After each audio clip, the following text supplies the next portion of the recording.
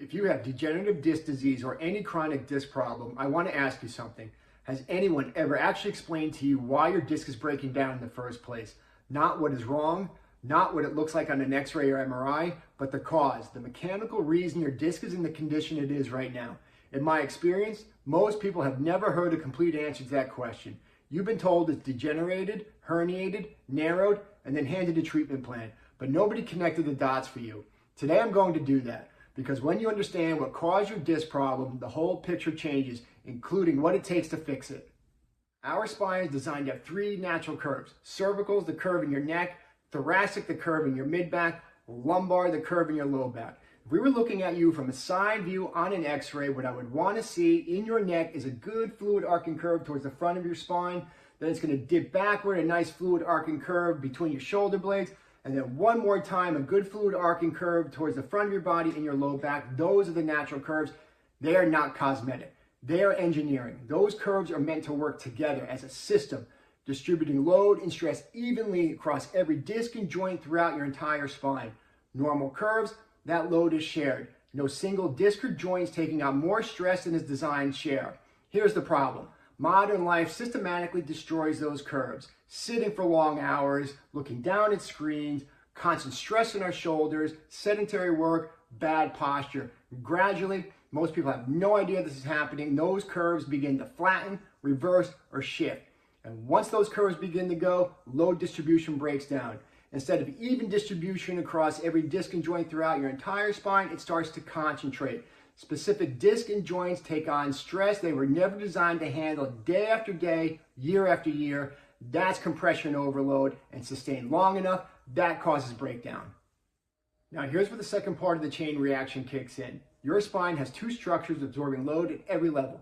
Disc in the front, joints in the back. Under normal circumstances, they work as partners. Discs take on most of the compressive load, joints guide and maintain normal movement. When the normal curves are lost, for whatever reason, the load becomes abnormal. The joints start doing work they weren't designed for. They take on excess pressure, they lose normal range of motion. They get stuck, inflamed, restricted. When a joint loses normal function, the mechanics at that spinal level break down even further. More abnormal load gets transferred directly onto the disc. A disc which is already overloaded takes on even more stress. Now we get to what's actually happening inside the disc itself. Remember, your disc does not receive direct blood supply. The disc gets everything it needs, nutrients, fluid, oxygen, through movement and load cycling. The compression and decompression of normal spinal motion will keep your disc fed and hydrated. But a disc under abnormal load stops cycling properly. It gets compressed, stays compressed. The nutrient pump stops working, the disc dehydrates, and this is where the feedback loop becomes vicious. A healthy disc is upwards of 75 to 80% water and is designed to be resilient and able to absorb shock. A dehydrated disc loses that resilience. It becomes brittle. A brittle disc under constant abnormal load doesn't recover, it collapses. The disc height decreases, the spaces between the vertebrae narrow, the spinal nerves get compressed, and the joints above and below compensate and break down further. What started off as a postural problem, a loss of normal spinal curves, has become a structural crisis. The pain and symptoms you're feeling, that's not the beginning of the story, that's the end of a chain reaction that's been building for years. Here's why this matters so much. If you don't know what caused the breakdown, you can't reverse it. Treating disc pain without addressing spinal curve restoration and joint function is the ultimate exercise in futility, and I've watched it happen to good people for over 28 years. You can manage the symptoms, you can get some temporary relief, but the mechanical cause is still there. The compression overload is still there. The disc starvation is still there, and the disc will continue to deteriorate. This is why so many disc patients plateau. This is why so many end up in surgery, because the underlying cause was never addressed. The disc rejuvenation program was built to address it, using a 3-point sequence to retrain, decompress, and rebuild the spine from the ground up, not managing symptoms, reversing the cause.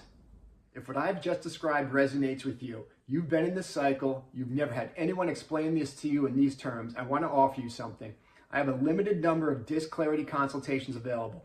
30 minutes on Zoom, just you and me. You bring your x-rays and I'll show you exactly where your spine stands and what your spine needs to start reversing the process. The link to schedule is in my bio. And if you're not quite there yet, start with the free 5-day spine reset. The link is in my bio. It's a beginning step to start retraining your spine. Everything I do comes from 3 things. One problem, spine dysfunction. One purpose, restore function. One promise, build a spine that lasts. Your disc didn't break down by accident, and it doesn't have to stay that way. Hit subscribe, drop a comment. Tell me, did anyone ever explain this chain reaction to you before today? I'll see you next week.